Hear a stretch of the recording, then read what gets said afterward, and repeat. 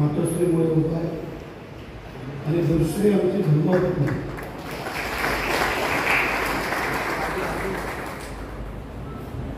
आता तर आपल्याला सगळ्यांनाच माहिती आहे, पूर्वी फक्त वडिलांचं नाव लागलं जायचं, अण्णाव लागलं जायचं आणि आपलं नाव लागलं जायचं. आपल्या मुख्यमंत्र्यांनी आपल्या सरकारने त्याच्यामध्ये बदल केला आणि बरेचसे विटाबाई मारुती मोगाव तुम्हाला सगळ्यांना कंपल्सरी त्याच्या पुढं ती नावं लागण्याची पद्धत सुरू झालेली लक्षात आहे. मातेचे एवढे मोठे कष्ट असायचे, परंतु ती कधी पिक्चरमध्ये नसायची. त्यांना पिक्चरमध्ये आणण्याचं काम जर या महिन्यानं कोणी केलं असेल तर ते आपल्या लाडके मुख्यमंत्री उपमुख्यमंत्री आणि आपल्या सरकारने केलं. माझ्या मातोश्रीला मीच सांगितलं, परंतु तुम्ही सांगा, परवामध्ये एक मोठा कार्यक्रम केला आपल्या महाड शिवसेना आणि संघटनेने, त्यांच्या ते लक्षात नव्हतं, परंतु आई वडिलांना जो विसरला तो बसवला. आणि म्हणून मी संजयला या सगळ्यांना सांगितलं, बोला आपण तुमच्या मातोश्रीला पण बोलवा. आज या ठिकाणी उपस्थित असलेले व्यासपीठावरती की आमच्या पडत्या काळामध्ये ज्या ज्या मंडळींनी काही सहकार्य केलं होतं त्यामध्ये पहिला नामोल्लेख करावा लागेल तो आदरणीय मुद्रा शेठ. आज मी जो उभा आहे त्या पाठीमागे मुद्रा शेठचा पण काही भाग आहे. काही लोकांना त्यातलं कळलं नसतं, कधी खाजगीमध्ये विचारलं तर कोकणे साहेब आणि मुद्रा शेठ सांगतील अरे कोकणे आहेत नाही का. दुसरा आणखी मदतीचा हात मला मिळाला तो आदरणीय किशोरबाई धागे, म्हणजे बरेचसे आज जे तिथं उभा आहे ते अशा काही विभूतींचे हातभार लागले. काय होतं आमच्याकडं, एक सामान्य शेतकऱ्याच्या कुटुंबातला मुलगा. काही लोकांनी माझं गाव पाहिलं असेल, किती दुर्गम भागामध्ये सह्याद्रीच्या कडाकापाराला वसलेलं माझं पिंपळवाडी गाव, तिथं झालेला माझा जन्म आणि तिथून मग आमच्या हळूहळू वाटचाल झाली. परंतु ज्या वेळेला पहिली आमदारकी लढवली त्यावेळेला आम्हाला किशोरबाईंचा मोठा सहभाग लागला. आम्ही विसरू शकत नाही काही गोष्टी. व्यासपीठावर उपस्थित असलेले आमचे प्रकाशक असतील, आमचे असतील, आमचा प्रमोद शेठ हे तुमच्या नंतर महाडकरी झाले.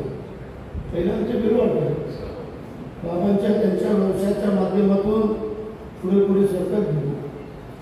त्यानंतर आमचा संजय शेठ कोल्हापूर वडिलांनी ते पण एवढी मेहनत केला होतो, पण त्यांच्या बाबांची पद्धत आणि म्हणून मला 54 वर्ष झाली आणि पुढे किती वर्ष होत आहे.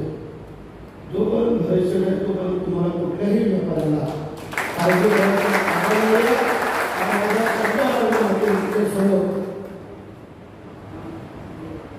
व्यासपीठावरील सिद्धेश आहे. सिद्धेचं जे काही डबल शेष आहे तो कसा कमी करते, वैयक्तिक स्वार्थासाठी नाही, सगळ्या व्यापाऱ्यांचा. आम्ही पण बरेचसे प्रयत्न केले, नाही केले अशाचा भाग नाही आहे.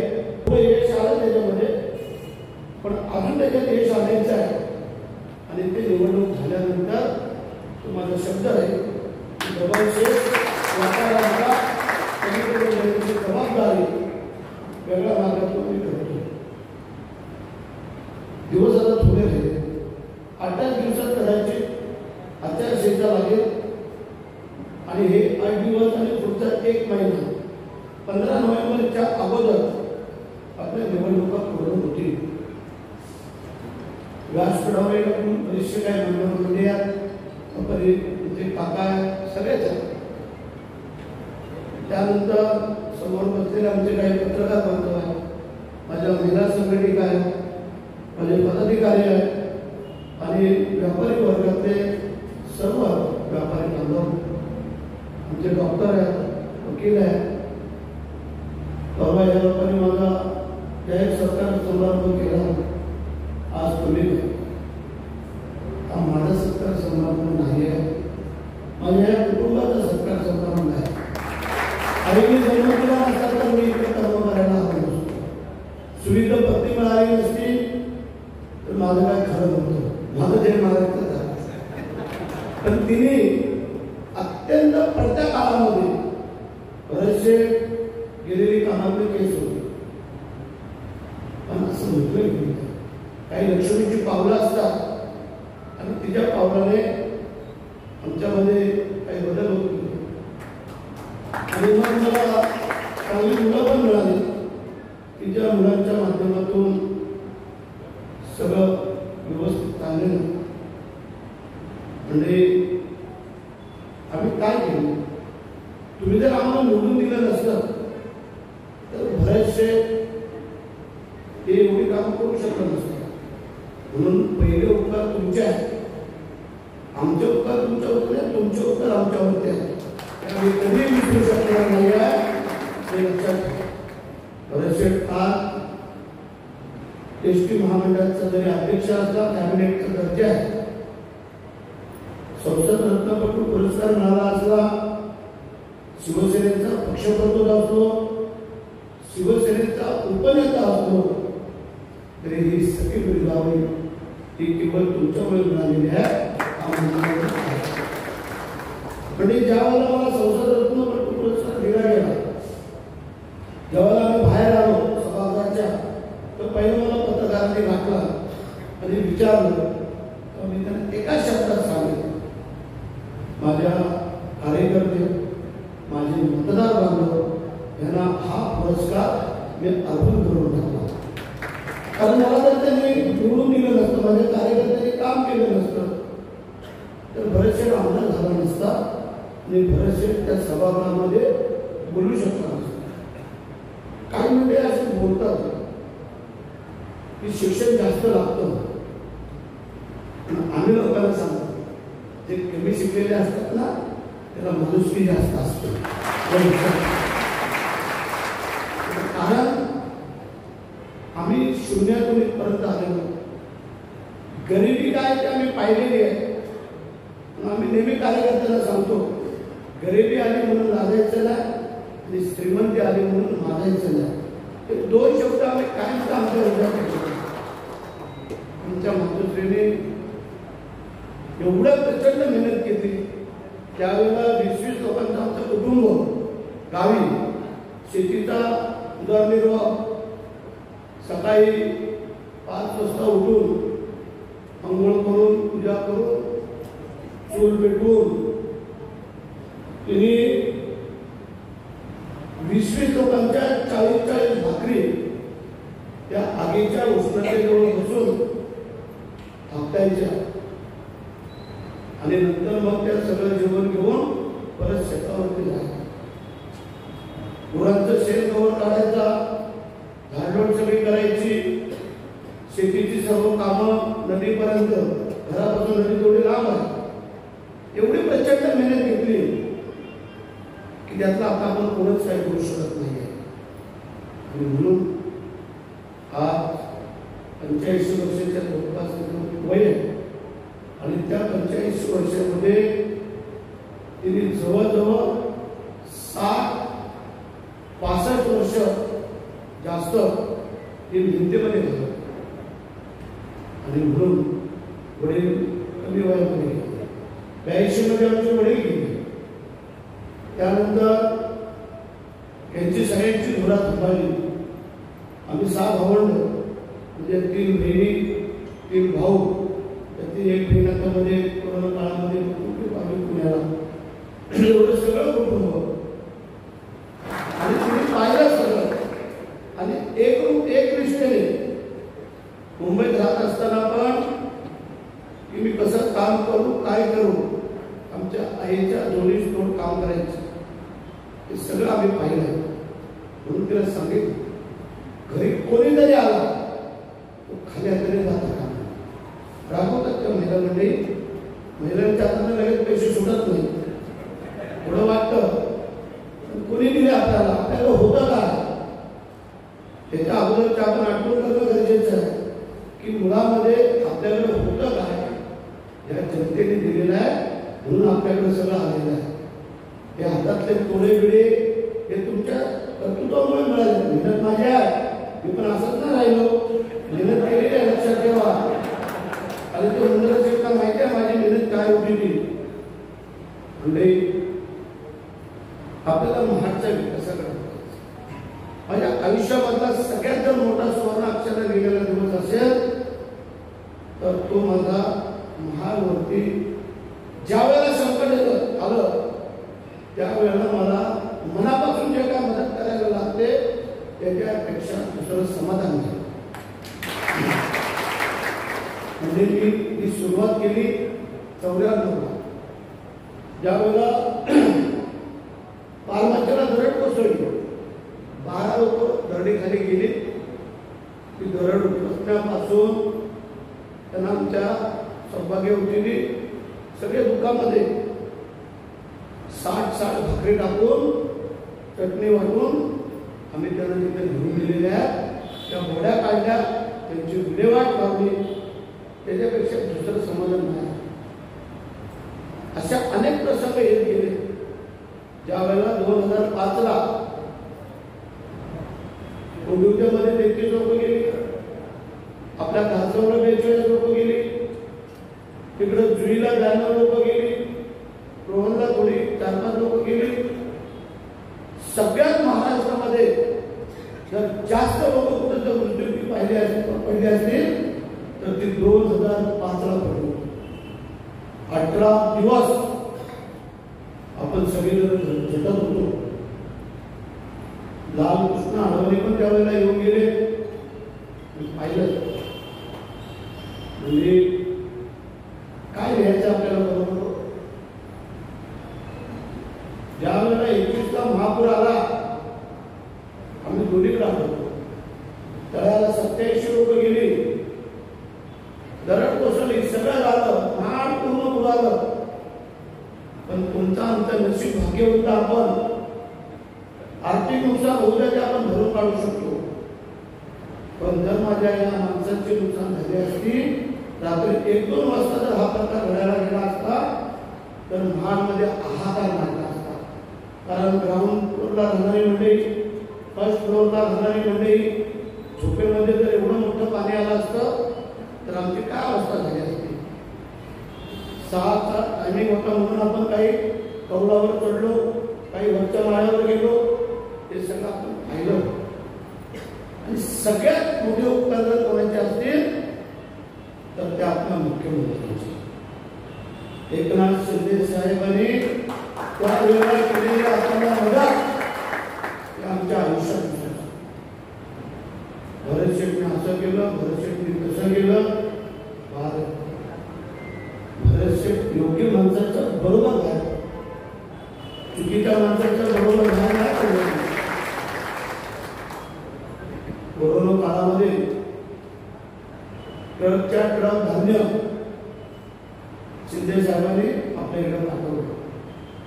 मगाशी कोणीतरी आपल्या भाषणात सांगितलं, शिंदेच मी तेव्हा स्वतः 10 बायका घेऊन, मजुरीच्या घरातले सगळे घेऊन, कीड बांधून जेवढं शक्य होतं तेवढं आम्ही साहेबांनी पाठवलं.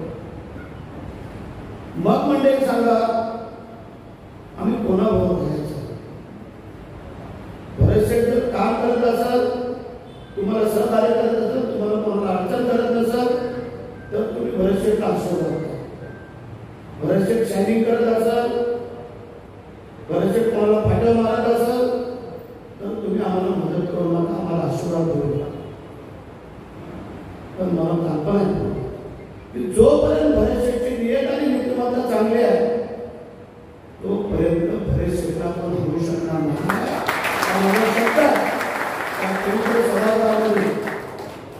आम्ही काम करतो ते बोलतो.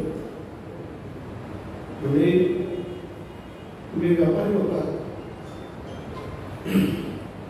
एखाद्या विरोधकांना पण विचारा तर तुमच्या गावामध्ये काही काम झालंय का, झालंय तर ते कोणी केलं ह्याची पण कधीतरी माहिती घ्या. आमची लोक तर सांगतीलच, पण विरोधकांनी पण सांगायला पाहिजे आम्ही कधी ड्युटी करत नाही आहे. त्याच्या काही वर्षापूर्वी रोज गावातले भानगडे असायच्या, 2 गट एक गट आमच्याकडे एक गट तुमच्याकडे. पोलीस स्टेशनला चुकीचे फोन लावायचे, कार्यकर्ते चुकले आपलेच. आम्ही कधी असं नाही केलं. आम्ही पोलिसांना पहिलं सांगतो, आले होते गेले काय त्यांना विचार, भले आमच्या कार्यकर्त्याची चूक असेल नजर पिटून घ्या, काय साध्य करणार आहे. आम्ही जर लोकांना सांगतो 4 मतं आम्हाला कमी द्या, पण गावात भावात भानगड करू नका, ते कार्यकर्ते नाव काय सांगतो, काय साध्य काय करणार आहात तुम्ही. जे आम्ही काय भोगलेलं आहे ते म्हणजे इतर कुठच्या कार्यकर्त्याला विरोधक असो कोणी असो त्यांनी भोगले. महाराष्ट्रात किती दहशती कार्य होतं. 97च्या अगोदरच्या कालखंडामध्ये महाड शहरातले व्यापारी उद्योगपती किती दहशती कार्य होते हे तुमचं तुम्हाला माहिती. पण 97च्या नंतर 97 डिसेंबर लक्षात ठेवा, 97च्या डिसेंबरच्या नंतर आतापर्यंत माझ्या महाड व्यापारी असोसिएशनने कोणी पण सांगावं, परिषद तुमच्या कार्यकर्त्यांनी तुमच्या कोणी नातेवाईकांनी आम्हाला त्रास दिलाय, आमच्यावर अन्याय केलाय, आमच्यावर अत्याचार केलाय, कोणी सांगावं. त्याच्यापेक्षा समाधान काय आम्हाला. तुम्ही आम्हाला किती लोक मत देता, किती काय देता हे कधी आम्ही विचारलं का. मी दिनेशला पोचतो पाहिजे सांगितलं, पण का बाबांची पद्धत या सगळ्या गोष्टी तो पण हळूहळू आलाय जवळ आमच्या काय करतो म्हणजे माझी पार्श्वभूमी मी परवा सांगितली महाराष्ट्रवासियांना सगळ्यांनी पाहिला. तुम्ही कोण होता काय सगळे नसं करायचे, परंतु वस्तुस्थिती पण आमच्यासाठी कळणं गरजेचं आहे. आम्ही 3 वेळेला आमदार झालो, तुम्ही लोकांनी केलं, पण भरत शेठनी कधी जमीन सोडली नाही. काही लोक हवेत चालतात आणि जमिनीवरच चालतो, त्याच्यामुळे भरत शेठ 4थ्या वेळा आपण निवडून येणार आहे. सांगितलं ना 3री पर्यंत शिकलो मी. 2 चुलते मुंबईला असतात, ते घेऊन गेले मला. त्यांनी तिथं मला शिकवण्याचा प्रयत्न केला. थोडा आम्ही थोडा स्वभाव होतो, शिक्षणात काय मन लागायला. 9वीला शाळा सोडली, नापास झालो, सोडली शाळा. 10वी पण नाही. माझ्यावर लई टीका झाली. सभागृहात जाऊन हे काय करणार, त्यांना शिक्षण कमी आहे, हे तिथं काय बोलणार. पण म्हणजे अभिमानाने सांगतो, ज्या मातेचा पोरगा आहे ज्या नावाला कुठं पट्टा लावायचं काम केलं नाही.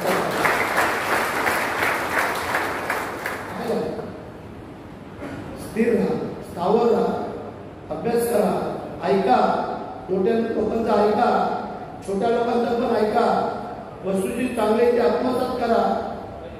काय गर्व करण्याचं कारण नाही आहे.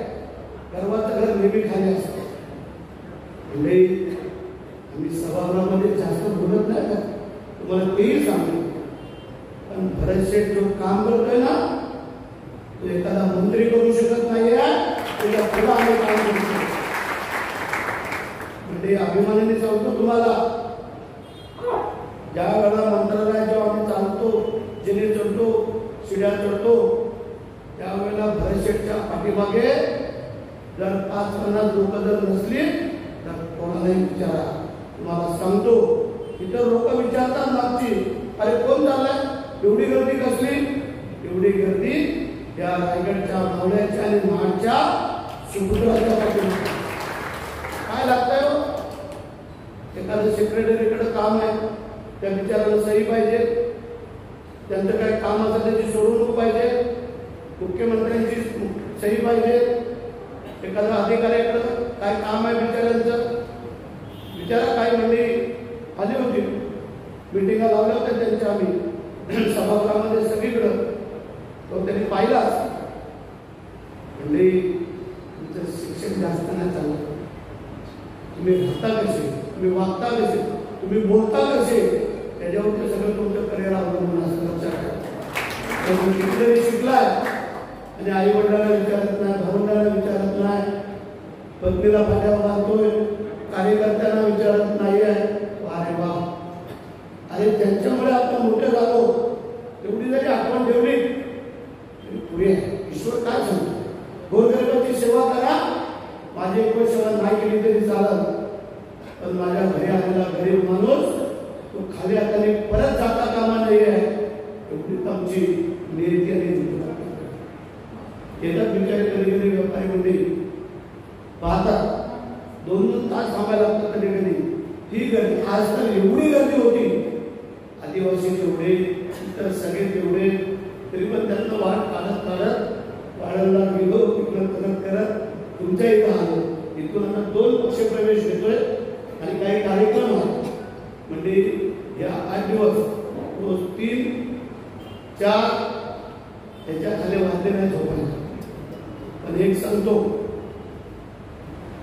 पडपडतात घरची मंडळी, आता काय आपण घेतलंय खांद्यावरती आणि एकच मुंबईला प्रचंड मेहनत केली. मी इथं आलो, इथे मेहनत केली, मेहनत करत करत गावचं सगळं पाहिलं.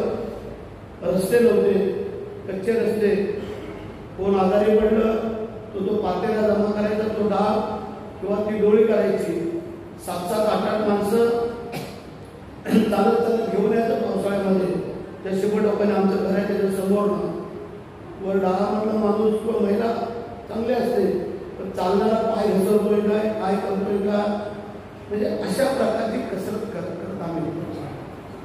म्हणून काय सांगितलं, माणूस मोठा होत असताना पहिलं आपलं घर सांभाळायचं, मग आपला गाव सांभाळायचा, मग आपला भाग सांभाळायचा, मग तालुका सांभाळायचा, मग जिल्हा सांभाळायचा, मग महाराष्ट्र सांभाळायचा. आम्ही ते केलं. त्याला माझ्या गावचे सगळे रस्ते केले, 12 गाड्या चालू करून दिल्या. मला गावाने अपक्ष बिनविरोध सरपंच दिला. माझ्या तिथल्या जनतेने मतदारसंघातल्या अपक्ष पंचायत समिती सदस्य निवडून दिला. आणि नंतर सलग 2 वेळा मी जिल्हा परिषद सदस्य झालो, 2 वेळा आरक्षण पडलं, सुषमा झाली. दोन्ही वेळेला मी एकदा कृषी पशु खात्याचा सभापती झालो आणि एकदा अर्थ आणि बांधकाम खात्याचा सभापती झालो. म्हणजे आपण पाहिलं, प्रभाकर मोरे 3 वेळेला आमदार होते, मंत्री होते, त्यांना सीट गमावी लागली. ती गमावी सीट लागलेली परत भरत शेट्टी तुमच्या सगळ्यांच्या आशीर्वादाने ती परत आणली. ती सलग 3 वेळेला लागली आणि 3 वेळेला राखून 4थ्या वेळेला पण रेकॉर्ड करणार आहे. ते पण तुम्हाला म्हणजे काय लागतंय, जर मुख्यमंत्र्यांनी मंत्रिपद मला दिलं होतं, पण ज्या वेळेला काही संभ्रमावस्था मुख्यमंत्र्यांच्या चेहऱ्यावर मला दिसली तेव्हा मी थांबलो. साहेबांना मला हरकत नाही, म्हणून मी थांबलो, बघूया नंतर पुढं मागे. ते पुढं मागे मिळालं नाही. 3रा सावधी परत आला आम्हाला मिळायला, त्याला आमची ढाबी परत त्याला देऊन टाकली. पण आम्ही नाही म्हणतो नाही की आम्ही खचलो नाही, आम्ही डबल दबाने काम करायला सुरुवात केली आणि महाराष्ट्रामध्ये रेकॉर्ड ब्रेक निधी मुख्यमंत्र्यांनी या तुमच्या आमदाराला दिला. ग्रामीण भाग असो, शहरी भाग असो, महिला असो, आदिवासी वाड्या असो, दलित समाजाच्या वाड्या असो, एक वाडी परवा मी 25 किशोरबाई बौद्ध विहार मंजूर केली, 5 कोटी रुपये परवा केली तुम्ही, 20 लाख, 15 लाख, 25 लाख रुपये. पर्यटन मधून जवळजवळ 20 मंदिराला पैसे आणले आणि अजून कमीत कमी 25 मंदिराला पैसे या 4-5 दिवसात आले चाललेलं आहे आणि त्याच्यामध्ये जी काय तुमची सगळ्यांची मागणी आहे अजून 20 कोटी रुपये या महाड शहरासाठी मी घेऊन येणार आहे हे तुम्हाला सांगतो.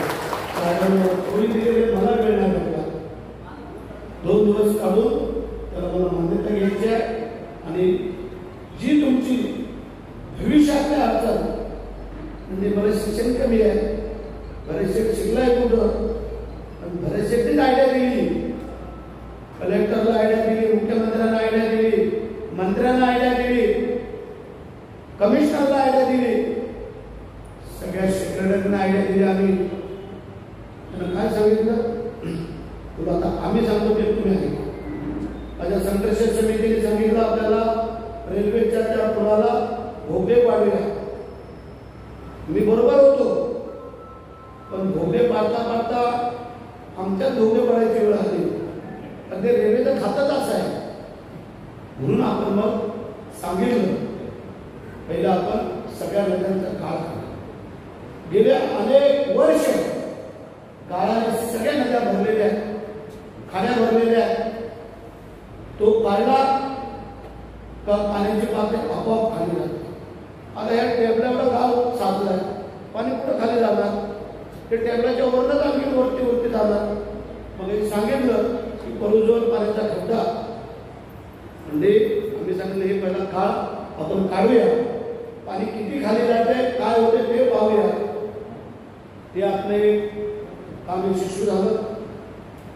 त्यानंतर मी तुला आता छोटी धरणं मागूया जे काय घाटमाथ्यावरून येणारं पाणी त्या धरणांमधून ज्या वेळेला मोठा पाऊस पडेल त्यावेळेला ते अडवूया. पाऊस कमी झाला तर हळूहळू आपण पास करू सोडूया धरणं परत खाली जाऊ द्या आणि परत मोठा पाऊस आला परत त्याला अडवूया. म्हणजे पहिला यशस्वी प्रयोग केला आमच्या MIDC वाले जे बाजेऱ्याचं धरण आहे त्याला स्वयंचलित दरवाजे बसवले. बघा जवळजवळ 10 धरणं छोटी छोटी आपली मंजूर केलेली आहेत. 5 धरणांची कामं चालू आहेत. 5 धरणांचं आता भूमिपूजन केलं. आता जे मेन मोठं धरण आहे काल जलविद्युत प्रकल्पाचं त्याला आता आपण 1660 कोटी रुपयांचं मान्यता घेतली. ते धरण त्यांचं पुनर्वसन हे सगळं आम्ही करून देतो. ते धरण फुलफिल झालं तर आपल्याला अडचण येणार नाही. मग सांगा मग कशाला पाहिजे शिक्षण छोटा अभ्यास करा. पूर्वीची आमची गावचे लोक शिकले नव्हते जास्त पण मनाने चांगली होती त्याच्यामुळेच आम्ही पुढे गेलेलो.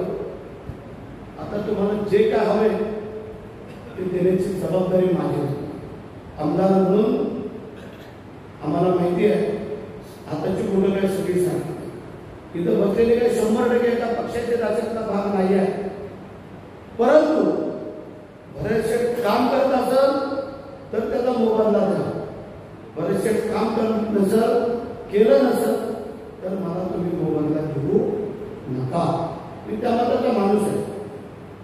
म्हणजे आता आम्हाला काय पाहिजे व्यापाऱ्यांनी आम्हाला त्या दिवशी सुचवलं. गेले अनेक वर्ष जी काय आमची मंडळी भाजी मंडळीची इमारत या आपल्या अगोदरच्या लोकांनी तोडून ठेवली. एवढे वर्ष झाले त्याला काय लक्ष दिलं नाही तर आम्हाला नाही. परंतु आता ज्याला मी मान्यता दिली 13 कोटीची मान्यता दिली त्याला आणखी 1.5 कोटी रुपये लागत होते. मला दुसरा एक निधी होता नगरविकास खात्यातला त्यातला 1.5 कोटी रुपये परत मी त्याच्यामध्ये टाकून 14,50,00,000 रुपयांची इमारत आणि शक्यता आहे 7 तारखेला मंडईच्या कामाचं भूमिपूजन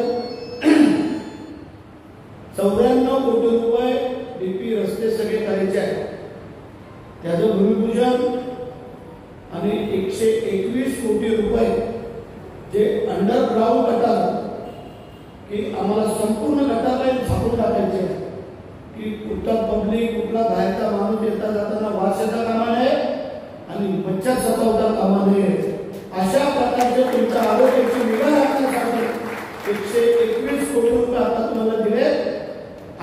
जरी जास्त लागले तरी पुढच्या टप्प्यात आणून देण्याची जबाबदारी माझी. एकही रस्ता जे आता काय खराब झालेले ते पूर्ण करून देतो.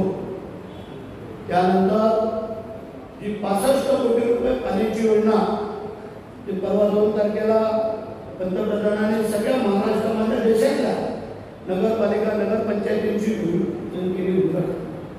त्यामध्ये आपल्याला पण होतं, मी जरा बाहेर होतो, त्यामुळे अधिकाऱ्यांना कार्यकर्त्यांना सांगितलं की तुम्ही जाऊन ते करून घ्या.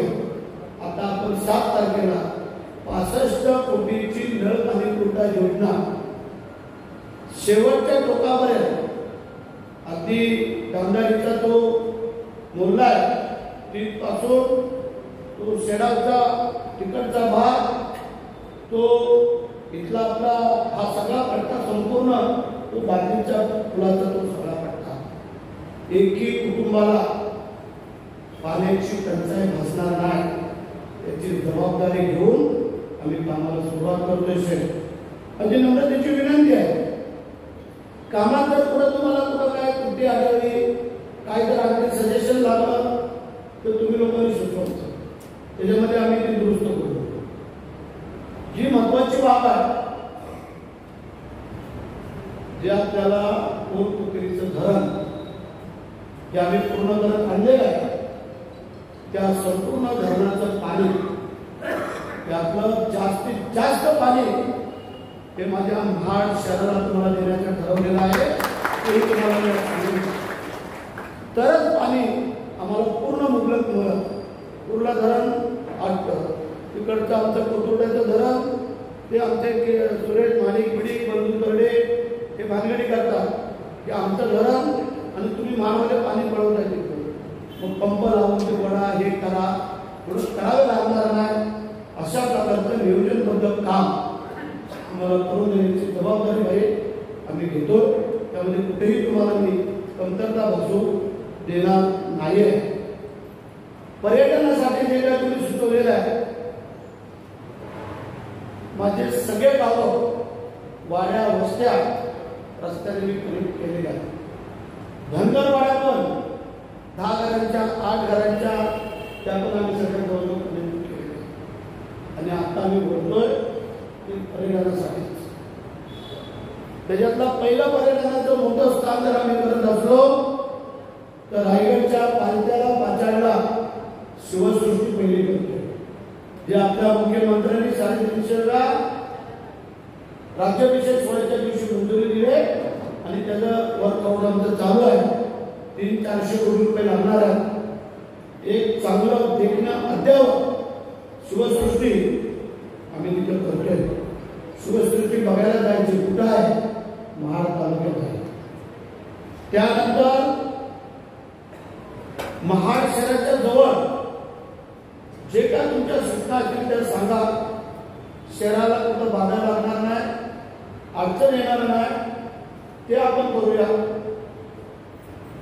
त्यानंतर मग असे काही तुम्ही सांगितलं पण तुम्हाला माहिती नाही 3 कोटी रुपये मंजूर पण झाले ऑलरेडी. त्याचं टेंडर पण निघालं आहे जे तुम्हाला सकाळी त्या नदीच्या काठाने पूर्ण फिरत येत जात असताना बरेचसे आठवण यायला पाहिजे.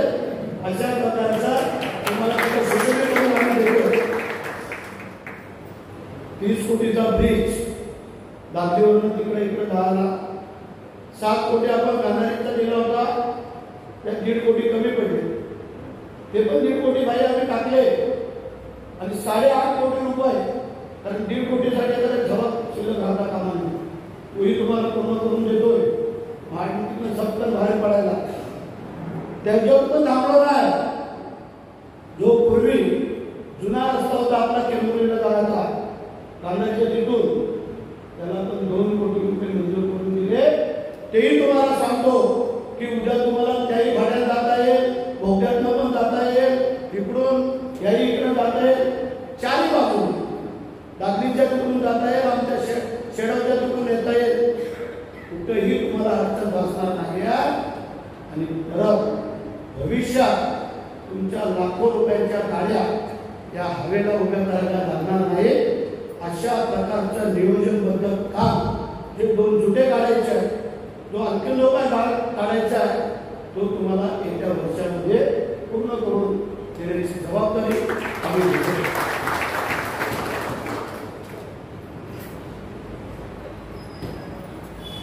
रायगड भागात जी काही सुसूत्रता आणायची आहे आणतो तुम्हाला.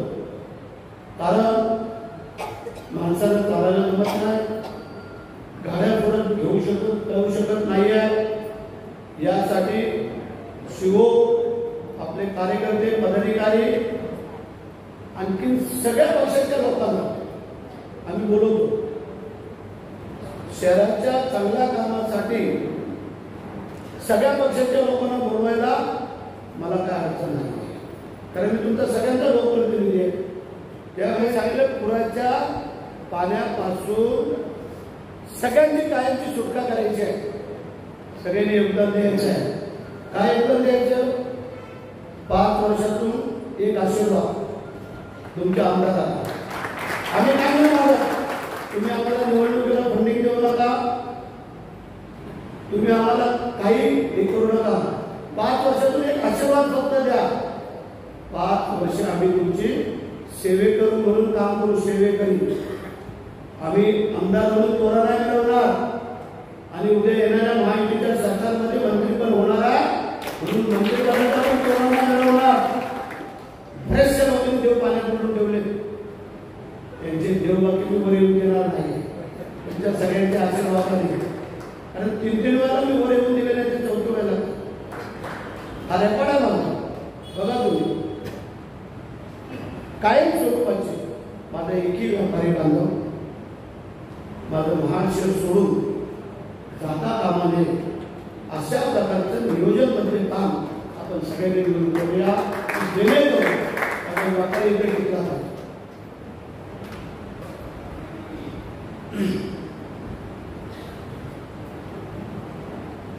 जी तुमची समस्या आहे, DP road, underground gutter line, पाण्याची पाईपलाईन आणि अंडरग्राउंड विजेचं कनेक्शन मंजूर आहे. काही कारणास्तव थांबलंय, ते पण आम्ही चालना देतोय आणि त्याचं नियोजनबद्ध करू. एका वेळेला पाण्याची लाईन पण सुरू होईल, त्याची वीज लाईन पण सुरू होईल, त्याची साईडनी गटार लाईन पण अंडरग्राउंड होईल आणि नंतर परत होईल.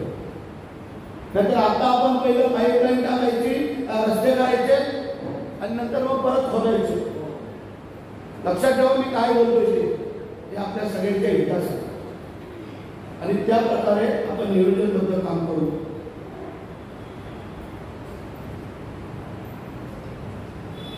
कोतरी धरण नव्याने पाणी योजना तुम्हाला सांगितलं 65 कोटी नाही, त्यात आणखीन जरी 5-10 कोटी जास्त लागले तरी पण आणून देण्याची जबाबदारी त्या तुमच्या आमदाराची राहणार आहे. काळजी करू नका. पाण्याची कमतरता तुम्हाला भासू देणार नाही. रघुवीर शेताकडे देतो, डबल शेतचं तुम्हाला सांगितलं 20 कोटी रुपये आणून देतो, धुटे काढून देतो.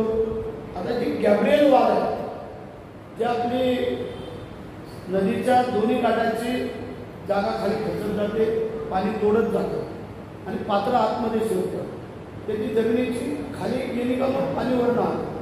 म्हणून एक गॅब्रिएल वाल ह्या संपूर्ण दोन्ही तीराला नदीला ते चालू जवळजवळ 150 कोटीचा म्हणजे केला आम्ही. याच्यात थोडीशी अडचण आली नाही बोलता येणार नाही आहे, कारण या समोर बसलेल्या लाडक्या बहिणीने आपला लय पैसा घेतला. लक्षात आलं का? म्हणजे थोडा नाही आहे, 46,000 कोटी रुपये लाडक्या बहिणींसाठी या विकास कामांना आम्ही बाजूला ठेवतो. पण आम्ही डगमगलो नाही.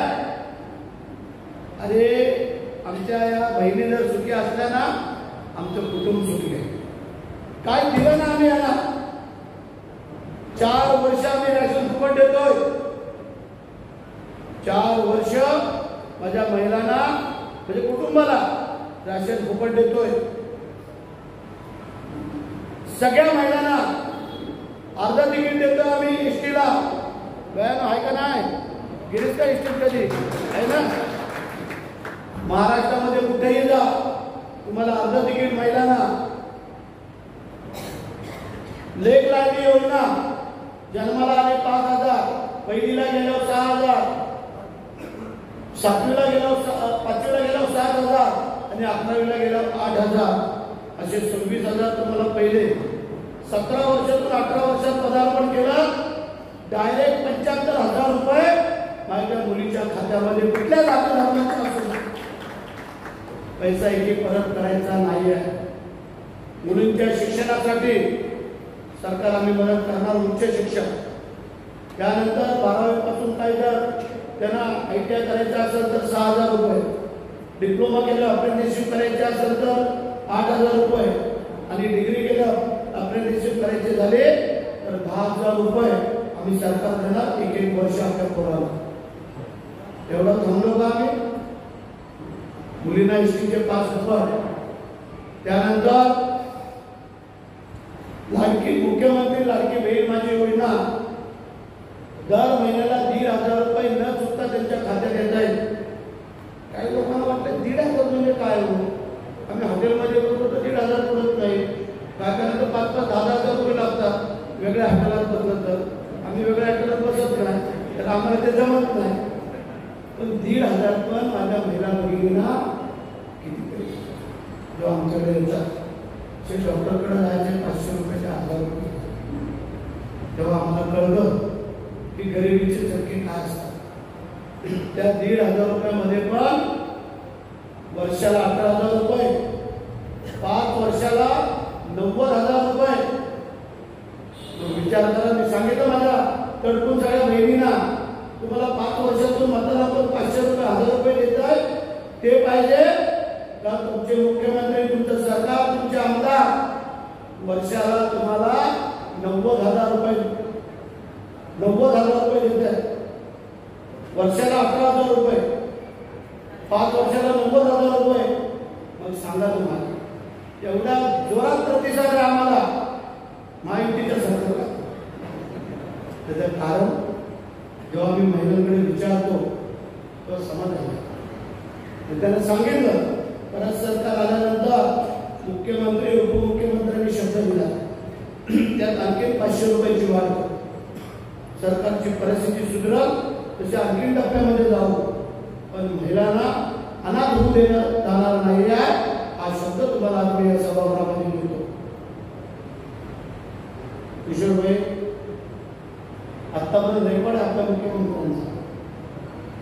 2.25 वर्षामध्ये 331 कोटी रुपये मुख्यमंत्री सहायता निधीमधून पेशंट आजारी झालेल्या आम्ही वाटलेले आहेत.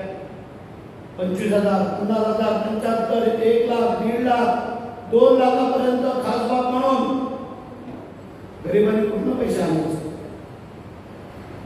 महात्मा ज्योतिबा फुले जर हार्ट अटॅक आला तर एंजिओप्लास्टी करायची झाली, जो काही खर्च येतो तो आम्ही देणार. ओपन हार्ट सर्जरी करायची झाली 5 लाख रुपयापर्यंत आम्ही देणार. 1,00,000 2 लाख तुम्ही टाका, पण जर 1 रुपयाचा जर कोणाला मिळाला नाही, एखाद्याला जागा ठेवायच्या किंवा बायकांचे दागिने घाण करायचे, ते परत वर येऊ शकत नाहीये. 5 लाख रुपये कुठून आणणार विचार. आणि म्हणून आम्ही पुन्हा एकदा आपलं सरकार यावं, पुन्हा एकदा माझ्यासारखा आमदार मिळावा. हे का सांगतो त्याचं कारण हेच. म्हणजे या देशामध्ये परत एकदा महायुतीचं सरकार बसलंय, राज्यात आम्ही महायुतीचं सरकार आणतोय. तुमचं सहकार्य पाहिजे. योग्य असेल तर काय, चुकीचं असेल तर आम्हाला सल्ला द्या. आम्ही काय करतो मागं पुढे सरतो, दुरुस्ती करू, सुधारणा करू. परंतु चुकीचं तुम्ही काय करू नका, आम्ही काय करणार. मी महाराष्ट्रवासियांचे आभार मानतो. 3 वेळेला लय कालावधी गेला, नगरपालिका नाही काय नाही, तरी पण म्हणजे आपण पाहिला असता या महाराष्ट्राने भरत शेठला 3 निवडणुकीमध्ये लिहून दिला. 3 निवडणुकीमध्ये महाराष्ट्राने ग्रामीण भागाने तर दिला, पण महाराष्ट्राने नगरपालिका आमच्याकडे नाही, नगरसेवक आमच्याकडे नाही. नगराध्यक्ष आमच्याकडे आहे, तरी पण बरेचसे जे काही काम करतात त्याच्यापेक्षा दुसरा आनंद काय पाहिजे. आज आपल्याला कल्पना मराठी भाषेला अभिजात भाषेचा दर्जा दिला गेला आहे, जी गेल्या अनेक वर्षाची मागणी होती. आणि एक संधी अजून द्यायची आपल्याला, आपली बार 4 पार करायचे आणि तेवढं फक्त आशीर्वाद फक्त द्या तुम्ही आणि माझ्यावरती जबाबदारी टाका. शेठ आम्ही आमची कामगिरी पार पाडलेली आहे 4थ्या वेळेची, आता ही सगळी जबाबदारी तुमची आहे हा माझा शब्द आहे. आणि म्हणून आज जो सत्कार समारंभ माझा केला हा अत्यंत मनापासून आणि हृदयापासून. काम करणं हे माझं कर्तव्य आहे. मी उपकार केले, मेहरबानी केली हा भाग नाही आहे, कर्तव्य आम्ही पार पाडतो. म्हणजे माझ्या मतदारसंघातला एकही पेशंट 108च्या अंमलशिवाय जात नाही. भाई 1 रुपया त्याला भरायला लागत नाही आहे. आमचा सिद्धेश पाटेकर डॉक्टर सगळी मंडळी त्यांना सांगायचं 108च्या अंबुलन्स कोण मागतो, तो गरीब आहे बिचारा दाराला वागण्यात आदिवासी बांधव जे हॉस्पिटलला पाठवतो, मुंबईला पाठवतो, डॉक्टर बोलला हात जोडतात पेशंटचं आमच्या काही होऊ द्या पण इथं होऊ द्या. कारण मुंबईला आहे पण त्यांचं नातेवाईक. आदिवासी बांधवांचा मुंबईला नातेवाईक आहे कोण बा विचार त्यांना, फक्त एकच नातेवाईक, तो म्हणजे तुमचा आमदार भरत शेठ.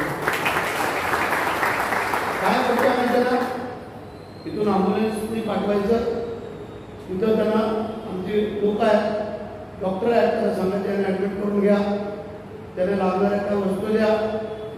आमची दुसरी मुलगी तिकडं डोंगरीला राहते जेजेच्या बाजूला, तो जावई किंवा त्यांना सांगायचं त्यांना जाऊन काय लागेल तिथे द्या.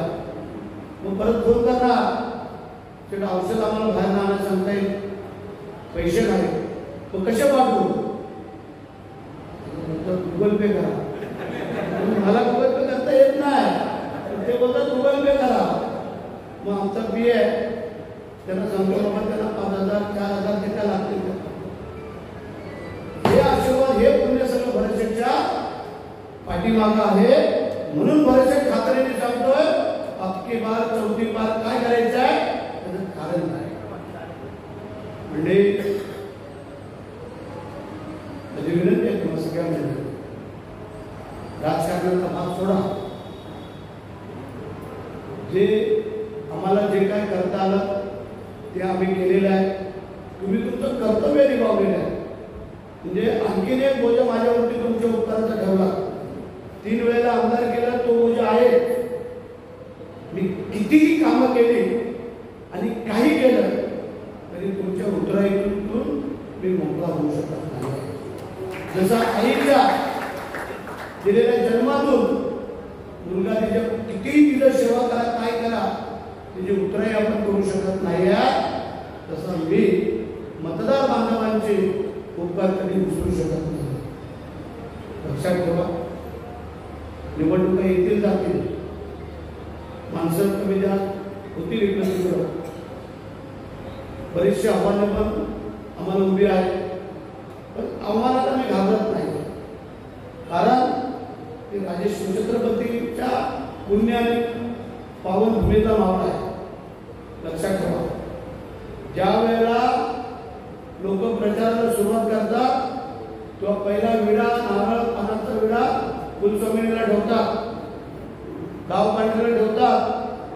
कोण साईबाबाकडे जाऊन आले, कोण सिद्धिविनायककडे जाऊन आले, कोण तिरुपतीकडे जाऊन आले.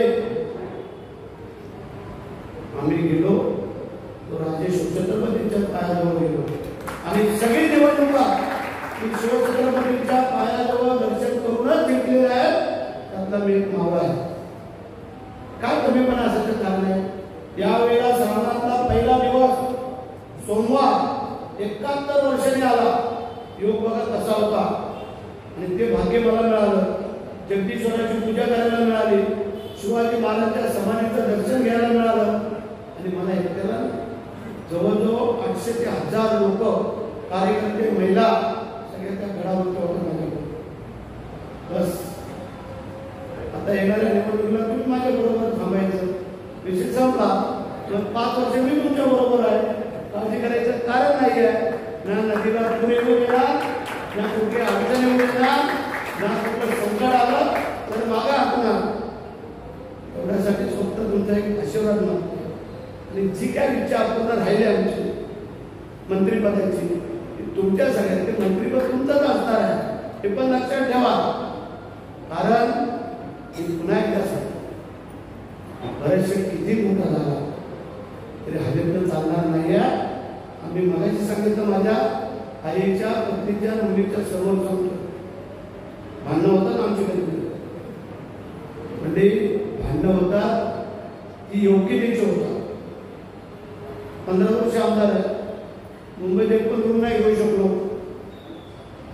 काय एकदा झाले त्याने 2-2 रूम घेतले आणि मग बायको भांडणार ते काय, मग कुठेतरी हॉटेल शोधायचं. येत नाही माझ्याकडून जास्त, पण कधी आले चुकून मग तेव्हा आमची खरडपट्टी, एक रूम नाही घेऊ शकत असतो. तिला आम्ही सांगतो ते समोर सगळे बसले ते आपले रूमच आहे, सांगायचं तात्पर्य असं आहे. म्हणजे आम्ही आमचा कधी विचार नाही. आता आम्ही पण कॉलेज, हायस्कूल, मुंबईला काय दुकानं जागा घ्यायच्या असतात, आम्ही नाही घेतलं. असे 10 रूम मुंबईला मोठ्या एरियामध्ये मी घेऊ शकलो असतो, म्हणजे 10 रूम. पण माझ्या लोकांना दुःखी बघून आम्ही एसी मध्ये नाही झोपू शकतो. लक्षात ठेवा. तेव्हा एसटीचा अपघात झाला आपल्या कोल्हापूरला, कुठली बाहेरची होती पुण्यातली, मी लगेच कार्यकर्त्यांना सांगितलं नुसतं पोचा, मी बाहेर नुसतं पोचायला सांगितलं. त्या शिवाजी जाधवला सांगितलं पहिले एसटी त्यांना पाठवून दे, एसटीचे काय पैसे असतील ते आम्ही म्हणून भरू. त्या लोकांना त्याला घाबरलेली ना, 40 फूट खाली गेली, नशीब एक पण दगावला नाही, लय मोठा अपघात झाला असता. म्हणजे त्यांना आम्ही त्या निरीक्षण धाब्यावरती जेवायला द्यायला सांगितलं, त्या गाडीचं भाडं म्हटलं. त्यापेक्षा काय बोलले, त्या मंडळीने फोन केले, म्हणजे आभार मानले, बोलले सेठ तुमचं आमचं काय नातं आहे. आम्ही सांगितलं माणूसयुक्त नातं आहे. म्हणजे शिवाजी महाराजांच्या पावनभूमीतला मावळा आहे आणि त्यांचे काही गुण आम्ही घेऊन पुढे चाललो. आणि पडत्या काळामध्ये जर मदत नाही करायची माणसाला तर कधी करायची. म्हणून आम्ही तुम्हा लोकांना का विसरत नाहीये. तुम्ही लोकांनी आमच्या पडत्या काळामध्ये केलेली मदत ही आयुष्यभर माणसाने कधी विसरायची नसते. माणूस किती मोठा व्हा, काही व्हा.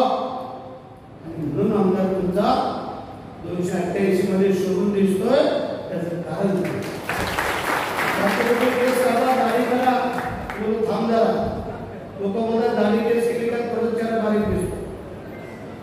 म्हणजे सांगायचं तात्पर्य वेळच वेळ. सकाळी ती माझी डाय करते आणि हा गाडा समोर सकाळी जवळजवळ 600 ते 700 लोकांना सकाळी घालवल्या आणि लोक कार्यक्रमात राहिला. एवढीच विनंती करतो, तुमचं फक्त प्रेम, तुमचे आशीर्वाद आमच्या पाठीमागे फक्त असू द्या.